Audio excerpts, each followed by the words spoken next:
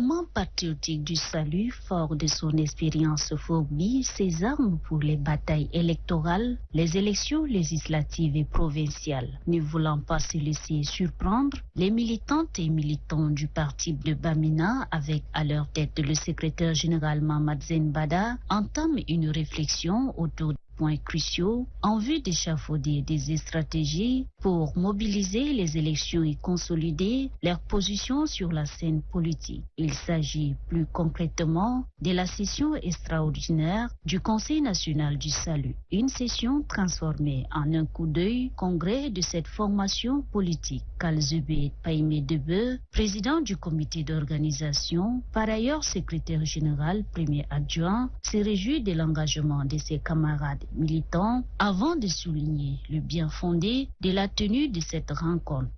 Camarades membres du Conseil national du salut, cette session, tous membres du Conseil national du salut, soyons outillés pour répondre aux défis auxquels nous devons faire face, à savoir une participation réussie à une élection couplée, les élections législatives et locales. Notre pays a tracé une voie en matière de réussite de la transition. Plaise à Dieu qu'il soit demain une boussole en réussissant une élection cumulée. Le secrétaire général du MPS, Mamad Zenbada, a insisté sur l'importance de l'unité et de la cohésion au sein du parti pour mener à bien leurs projets politiques. Voici réunis pour cette session extraordinaire du Conseil national du salut, une réunion qui intervient à un moment charnière pour notre parti et notre nation.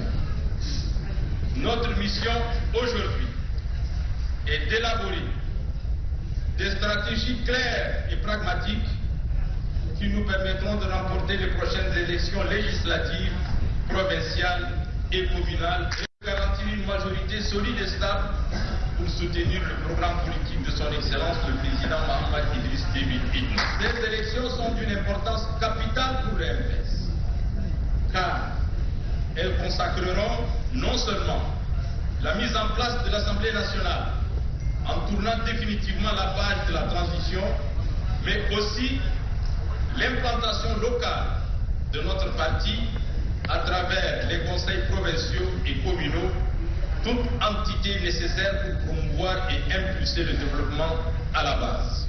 Un autre moment fort de ce congrès est la désignation du président de la République, Mahamat Idriss Déby Itno, comme président d'honneur du MPS.